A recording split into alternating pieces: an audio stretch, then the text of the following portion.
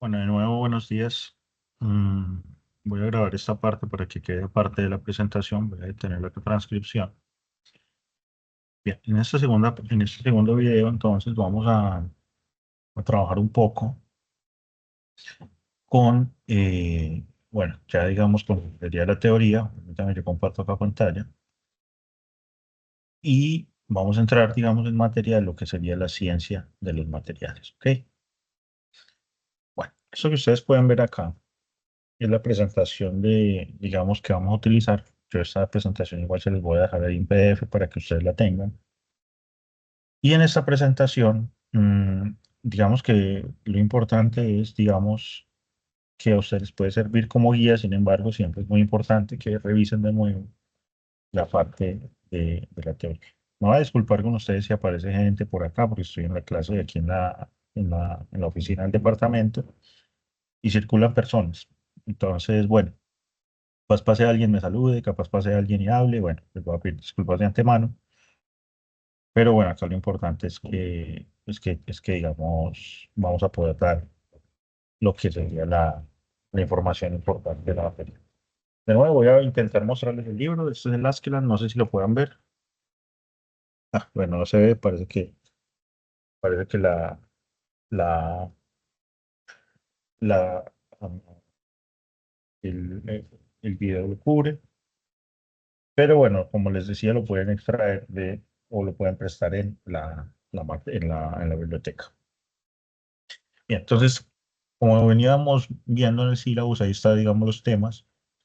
Los amarillos son los del primer corte, los verdes son del segundo corte y los azules son del tercer corte. Entonces, bueno, hoy, que sería parte del primer corte, digamos, vamos a ver los tres primeros temas, o por lo menos los dos primeros, que son tipos de materiales y estructura de la materia. Después vamos a ver la relación entre estructura y propiedades de procesamientos y estructura atómica, enlaces atómicos, fuerzas intermoleculares y tabla periódica. Bien, eso sería, digamos, el primer corte o la parte del primer corte. Después veríamos un poco acerca de lo que es el arreglo atómico, celda unitaria, radio atómico, conjunción de parámetros de radio y factor de empaquetamiento. Esto es un tema muy interesante. Digamos que es el que más me gusta o de los que más me gusta en la materia. Y después pasamos a disoluciones o soluciones sólidas metálicas. Bien, entonces, para comenzar, si bien no voy a poder hablar con ustedes, digamos, de manera presencial, es bueno que miremos acá acerca de qué es la ciencia de los materiales, ¿ok? Entonces, bueno, digamos que voy a hacer este ejercicio como para que todos lo miremos. Ciencias de los materiales, digamos que uno casi que prácticamente la materia te dice qué es lo que es, ¿no? Pero, y perdón aquí, voy a cerrar acá. Cuando hablamos de ciencias de los materiales,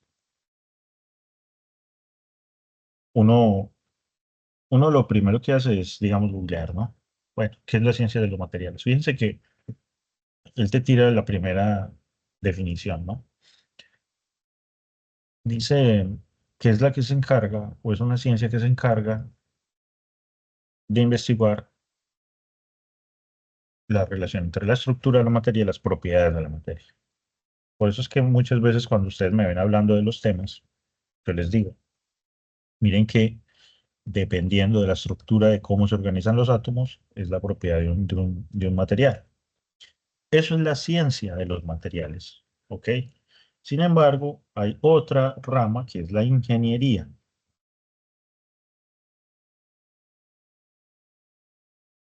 Vamos a hacer una pequeña, digamos, yo esto lo estoy haciendo como para que, en vez, digamos, de hablar con ustedes, lo estoy haciendo acá para que lo miremos. Dice que la ingeniería de los materiales relaciona la ciencia con las tecnologías industriales y abarca tanto materiales como, bueno, que van desde los... ta.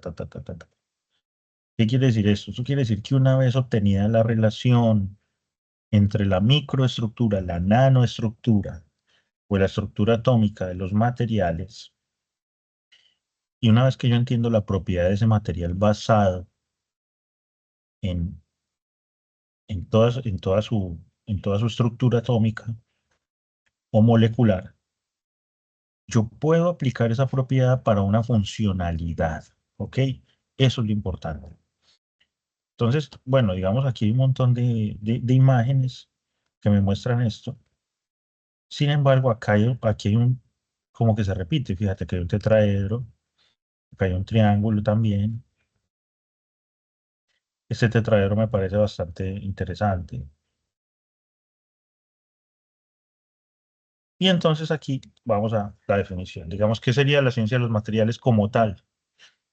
Es la ciencia que estudia la estructura y la composición de los materiales en todas las escalas de longitud para controlar las propiedades.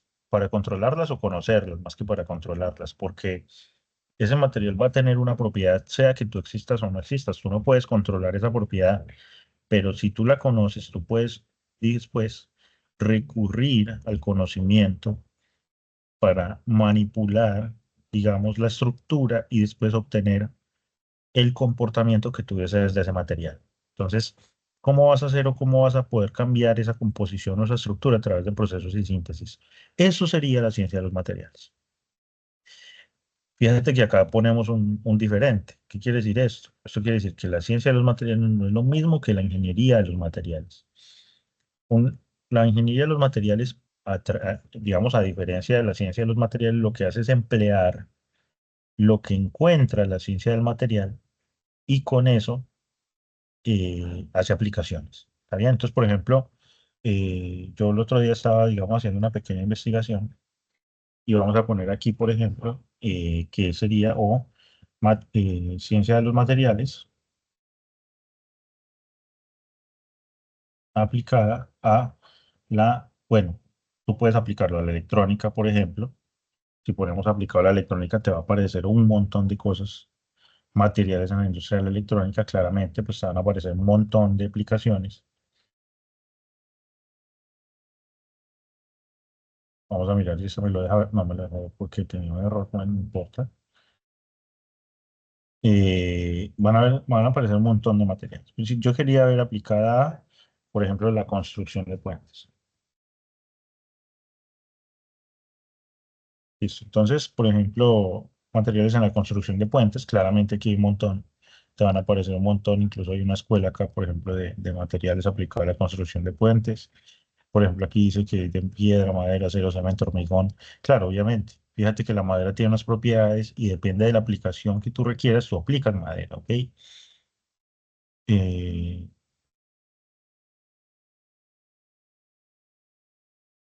Aquí lo más fácil sería preguntárselo al chat, pero eso se los voy a dar a ustedes para que lo miremos después, ¿ok?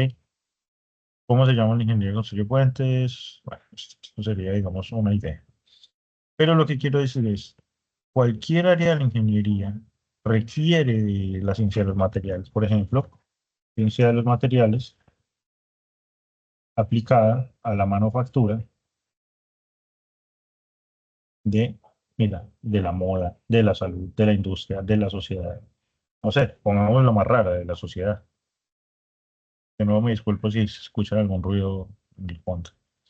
Bien, entonces, ¿qué es lo que ocurre? Que ustedes cuando ya sean ingenieros, ¿ok? Cuando ya sean ingenieros, lo que van a necesitar en sí es entender de dónde viene un material, cuáles son sus propiedades y cómo aplicarlas, ¿ok? Entonces, eso sería, digamos, en sí, la idea de la materia, que ustedes entiendan qué es la ciencia de los materiales, que entiendan cuál es la ingeniería del material y cómo pueden, a partir del conocimiento de la ciencia de un material, hacer una aplicación de ingeniería. Es correcto. Entonces, aquí dice, fíjense, que un ingeniero de material lo que hace es encontrar relaciones entre la síntesis y los procesamientos de estructuras y sus propiedades. ¿Para qué lo hace? Para mejorar los materiales existentes, inventar nuevos materiales, transformar simples materiales en dispositivos de mayor valor y más útiles. ¿Qué quiere decir eso? Por ejemplo, fíjate que aquí estábamos poniendo, dame un segundo acá,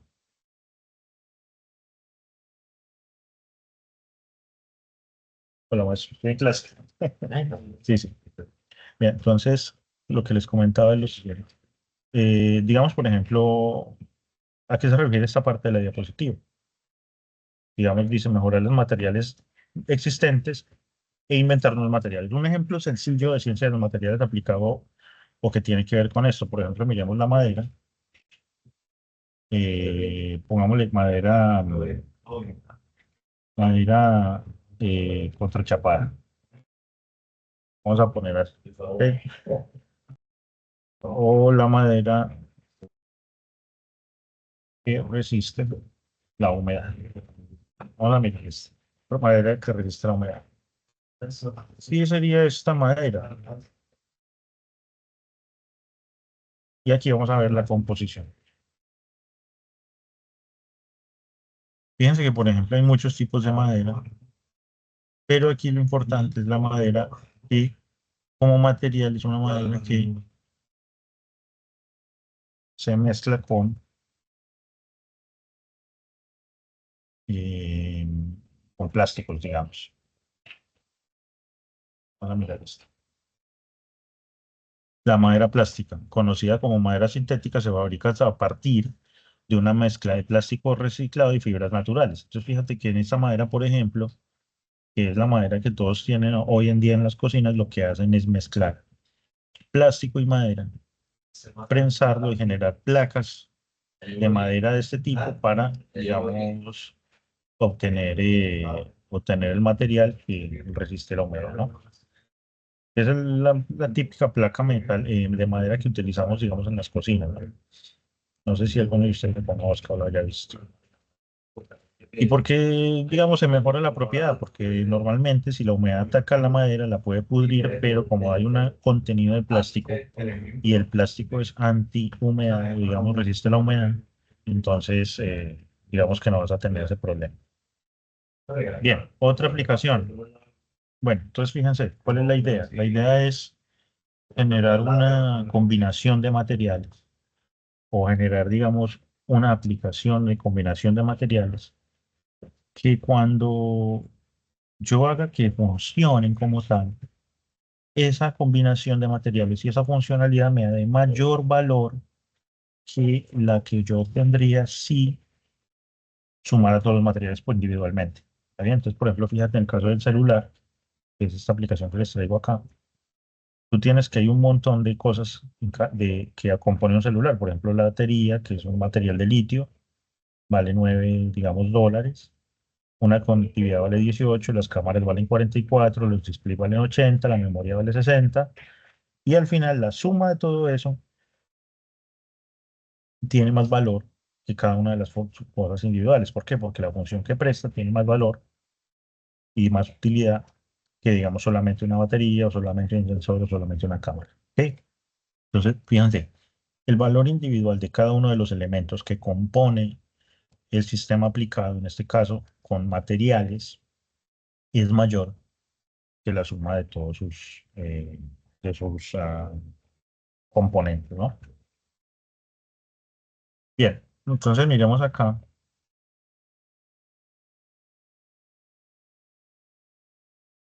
Bueno, entonces miren, como venía diciéndoles, dependiendo de la estructura cristalina o la forma en la que se acomodan los átomos, esta estructura puede cambiar. ¿Ok? Entonces, fíjate que aquí muy bien lo dice este párrafo, dice, una de las áreas más fascinantes es el estudio de la estructura de los materiales o de los átomos. Si yo cambio la estructura, las propiedades pueden cambiar. ¿Ok? Entonces, mira, aquí te voy a dar este ejemplo. Fíjense, aquí arriba tú tienes una estructura de átomos de carbono. Estos átomos de carbono que componen esta estructura son los mismos que tienen un lápiz. ¿Por qué? Porque el grafito,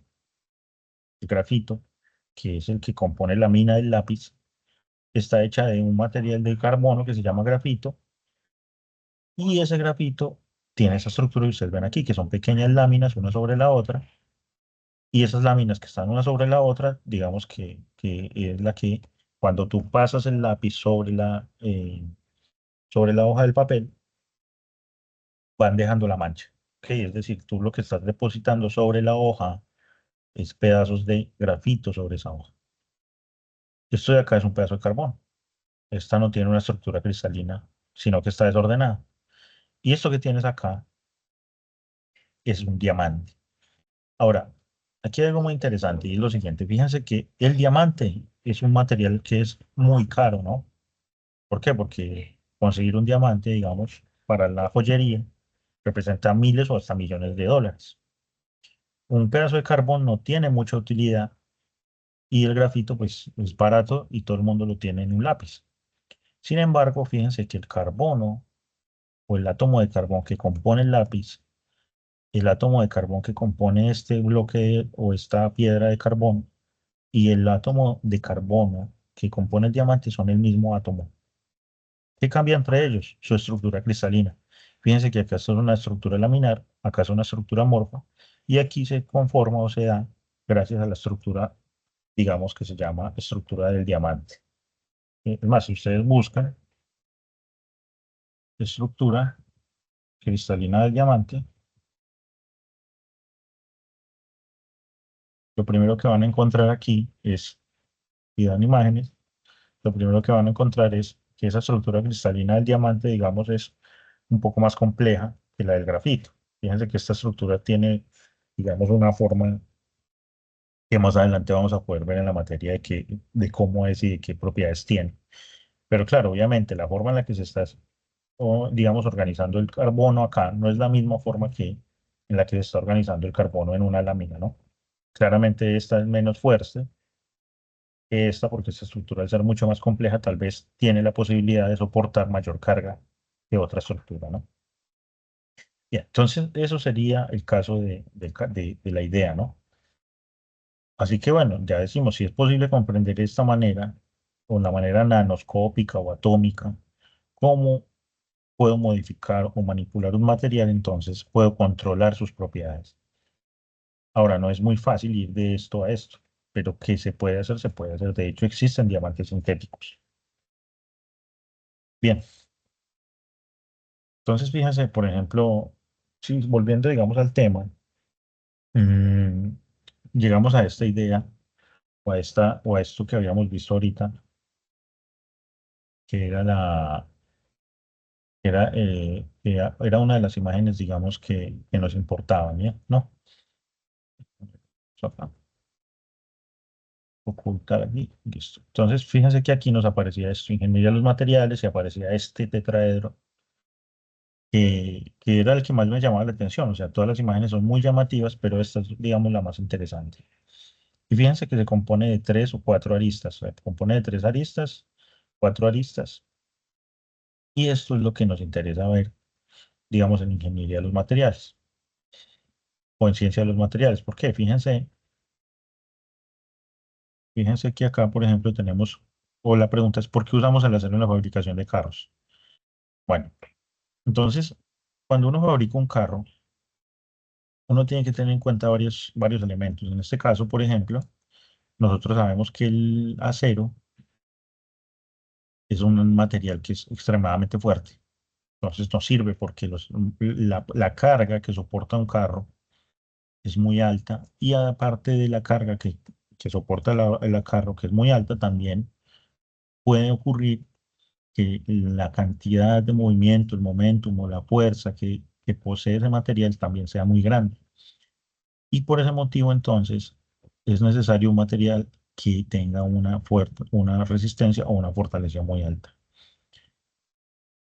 Otra, em, otra propiedad es que se deforma fácilmente. Esto es muy útil porque entonces se le puede dar forma, la forma que usted quiera. Digamos, en este caso, el diseño del auto en la parte exterior es aerodinámico, entonces se le puede dar forma aerodinámica. Se puede moldear de tal manera que se generen láminas delgadas pero resistentes de ese material. Y aparte de eso, esas láminas, si bien son bien fuertes, digamos, también pueden disipar la fuerza después de un choque, por ejemplo. Entonces, fíjate que tienes la composición, tienes la fuerza, tienes el peso, debe tener una relación entre peso y resistencia bastante alta, es decir, tiene que ojalá pesar poco y tener bastante resistencia. Absorción de energía es que tanto se deforma después de un impacto, ojalá que ese material, digamos, se deforme mucho para que toda la fuerza que recibe el impacto sea absorbida por ese material. Y maleabilidad quiere decir que se permita, digamos, doblar, ¿no? Y entonces eso lo tenemos acá en este pequeño cuadro. Fíjense que es igual al que habíamos visto ahorita en la búsqueda. en la cual tenemos todos estos elementos, ¿no? Por un lado, digamos, tenemos el performance o lo que se llama el desempeño versus el costo, y es, digamos, todas estas cualidades que acabamos de ver aquí. Después, listo, supongamos que yo obtuve este material, o sea, yo decidí que iba a utilizar hierro.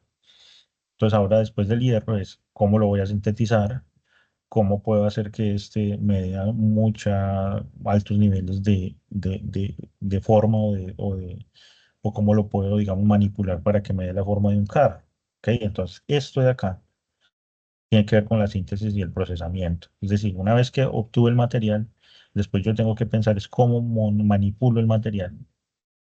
Pero otra base de esto es, bueno, si yo voy a obtener este material y quiero que sea muy resistente, ¿cuál debe ser la estructura o la forma que debe tener esa estructura química o atómica para que me dé las propiedades que yo requiero, que son la fuerza, la dureza, la maleabilidad y todo esto, ¿no?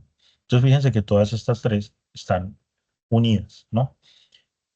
Y todas ellas van a lo que sería la composición. Es decir, claro, obviamente yo necesito todas estas, o tengo estas tres cualidades, y de esas tres cualidades que requieren o que hacen que mi material sea el mejor, va a ser el que me ayude a decidir. Entonces, sí, que sea fuerte, que el material, que existan procesos que existan y que no sean muy costosos y que sea una estructura, digamos, que sea fácilmente obtenible. Entonces eso lo que va a decir, o lo que me va a ayudar a decidir es cuál es el material que yo requiero, necesito.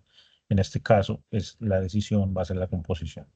Puede ser de hierro, o por ejemplo de acero que está basado en hierro, puede ser aluminio, puede ser qué tipo de, digamos, de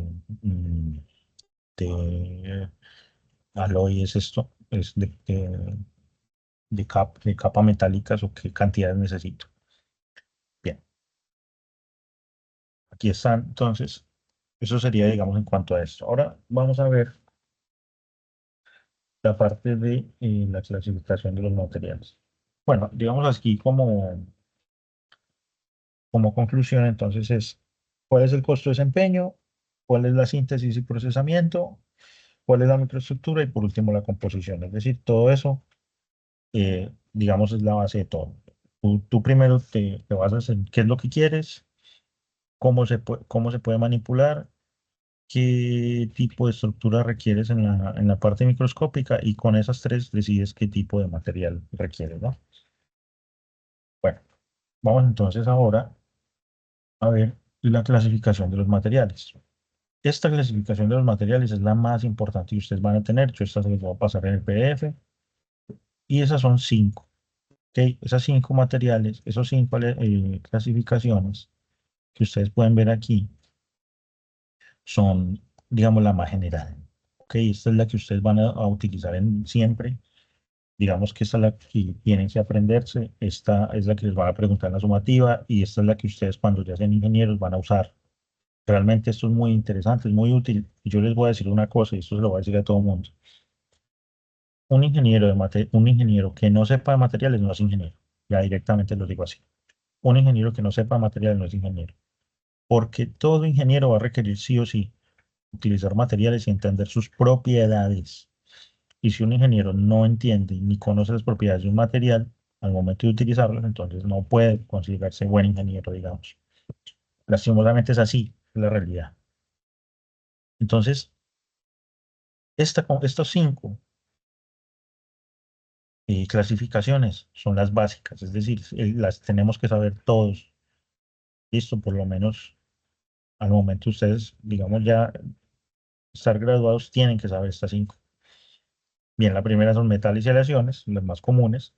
Metales son, bueno, hierro, aluminio, platino, cualquiera de los metales de transición de la tabla periódica. Y aleaciones es la combinación entre metales. Después están los cerámicos, vidrios y vidrios cerámicos. Los cerámicos son materiales que no son necesariamente metales o son metales combinados con otro tipo de material que no es un metal, es decir, no es una aleación.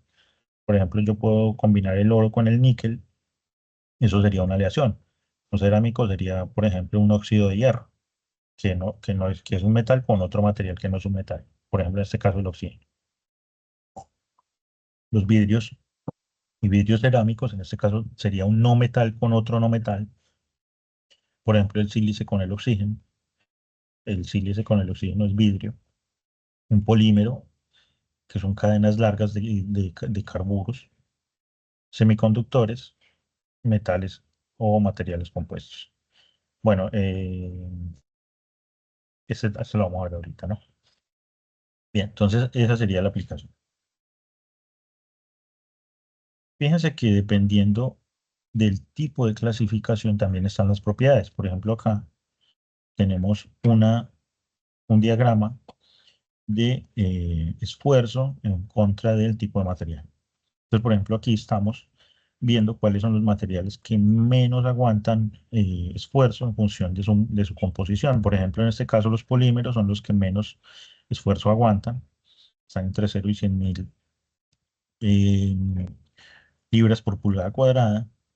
Los cerámicos son los siguientes materiales que tienen mayor esfuerzo. En este caso, fíjense que va alrededor de los 100.000 eh, libras por pulgada cuadrada, son un poco más resistentes. Después están los compuestos, los materiales compuestos, en este caso serían estos de aquí, que bueno, que son la combinación de diferentes materiales y por último los metales y las aleaciones. Fíjense que es el que mayor fuerza tiene, ¿no? Bien, aquí también entonces vamos a ver mm, unas pequeñas definiciones, en este caso el esfuerzo, que es una fuerza aplicada por unidad aérea, parece la presión, pero en este caso es una presión, digamos, no como la que vimos en física de ondas ni en física de fluidos, sino que es una presión aplicada al cuerpo con unas condiciones determinadas, ¿no? En este caso puede ser un esfuerzo de tensión, un esfuerzo cortante, un esfuerzo de torsión, en el cual la fuerza se aplica a un área particular de una forma particular, ¿ok? Después tenemos la deformación, que es un cambio de la forma, como su nombre lo dice, de las dimensiones del material debido a o en comparación o teniendo como base la forma original del material. Después tenemos la aplicación del esfuerzo que ocasiona la deformación, es decir, una vez que se aplica este esfuerzo y se deforma el material, podemos tener una deformación de tipo elástica, es decir, el material vuelve a su forma original o por lo menos a un porcentaje de las dimensiones originales. Y plástico cuando ya después de yo aplicar mucho esfuerzo, el material se deforma completamente, ¿no? Bien. Bueno, volvamos entonces aquí a las aplicaciones. Tenemos los metales. Bueno, claramente tenemos el hierro, por ejemplo, el zinc, el magnesio. Esos son materiales puros o metales puros. Las aleaciones son mezclas de metales, como ya les había comentado. Eso sería, digamos, la clasificación. Metales puros que se utilizan actualmente. El estaño para las soldaduras, ¿no? Eh, Aleaciones del latón. Por ejemplo, ¿qué es el latón? Y es una aleación. ¿Y metales están inmersos en esa aleación?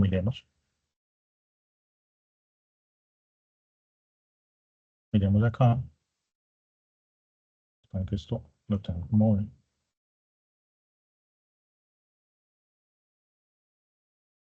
¿De qué se compone? Entonces, fíjense, aquí está. Por eso es importante saber ciencias de los materiales. Miren aquí, por ejemplo, el latón es una aleación compuesta principalmente de cobre y zinc, en la cual 60% es cobre y 40% es zinc. Bueno, las propiedades de este material las compone ese porcentaje de metales, ¿ok? ¿Y en qué se utiliza? Fíjense, por ejemplo, se utiliza en grifería o en gas. Bueno, tenemos otra como el bronce. El acero es una aleación de hierro con carbono. Está, bueno, la joyería de oro, digamos, es níquel o zinc. También es una combinación de oro con X. Aquí estaría el video para que después lo revisen.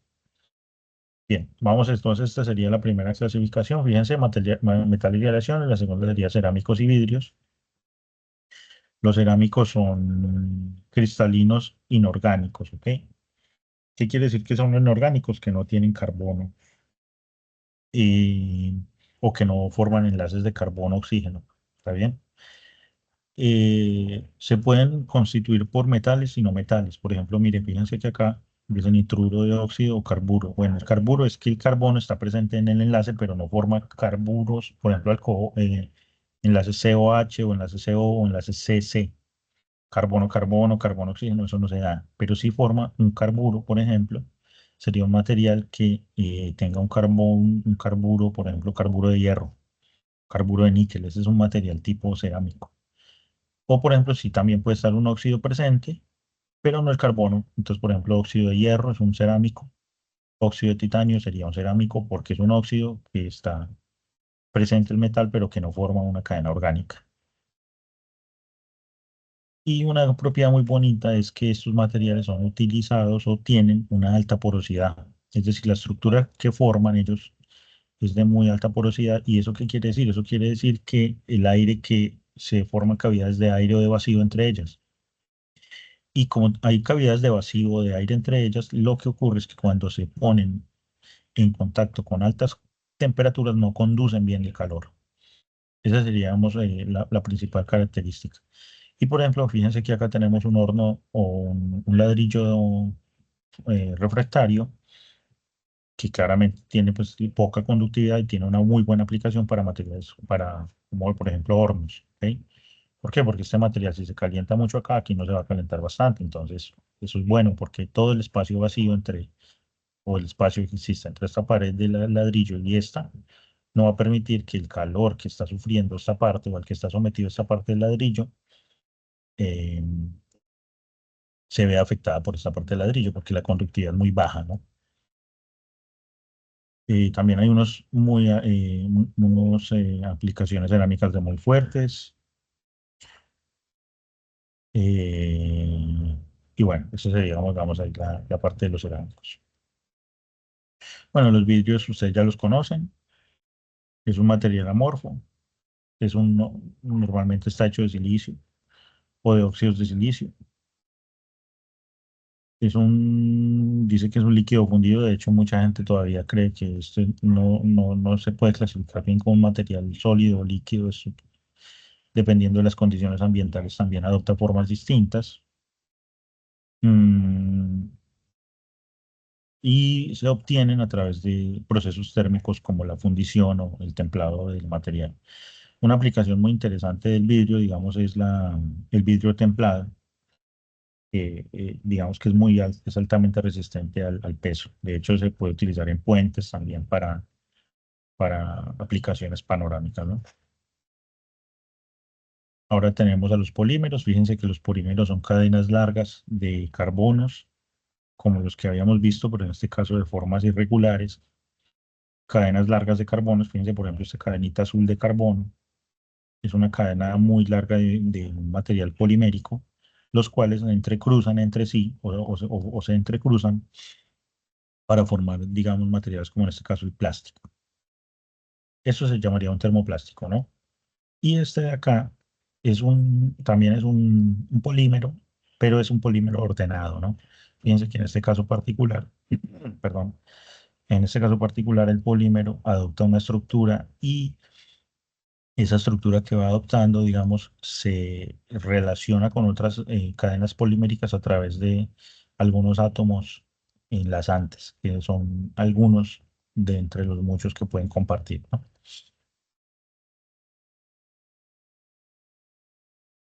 Bueno, estos materiales no son tan duros, no son tan resistentes, pero su relación entre peso y dureza es buena, entonces lo hacen muy útil para aplicaciones sencillas como digamos una mesita o una silla, lo que fuera, ¿no?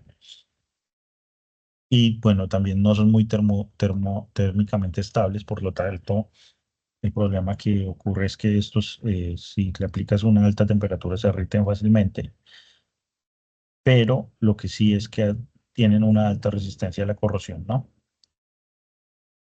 Y depende también de su estructura o de su forma, lo puedes acomodar de tal manera que tengan digamos, una aplicación como, digamos, chalecos antibalas, pantallas de televisión, etc.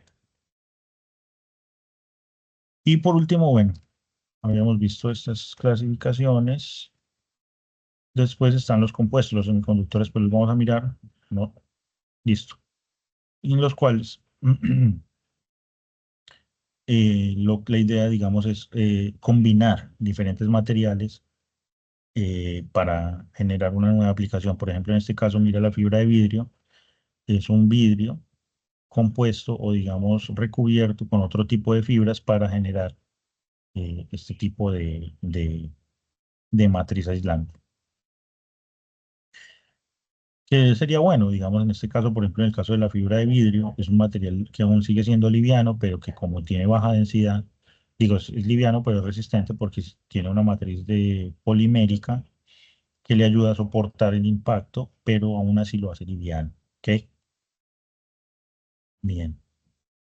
Esa sería, digamos, la clasificación general, la que todos tenemos que saber. Está acá. Después, tenemos que ver que la podemos utilizar o ver desde el punto de vista de mm, la función. La función, ¿ok? Entonces, esto es importante porque en este caso particular, eh, digamos, digamos, esta es una clasificación, digamos, más reciente, más nueva, ¿no? Y hace que el material no sea clasificado tanto por su composición, sino por su funcionalidad. En este caso, por ejemplo, una aplicación o una funcionalidad estructural sería qué tan fuerte es, o si es óptica, qué tipo de material óptico, o si es magnética, qué tipo de materiales son con propiedades magnéticas, o si es de tecnología de medioambiental, cuáles son los que sirven para generar, por ejemplo, hidrógeno, o si es electrónica, cuáles son los materiales electrónicos, o si es biomédica, cuáles son los materiales biocompatibles, o si son inteligentes, cuáles son los materiales con memoria y todo eso, ¿no? Bien. Bueno, también depende o también la podemos clasificar según su funcionalidad basada en la estructura, en sus eventos ambientales y etcétera, ¿no?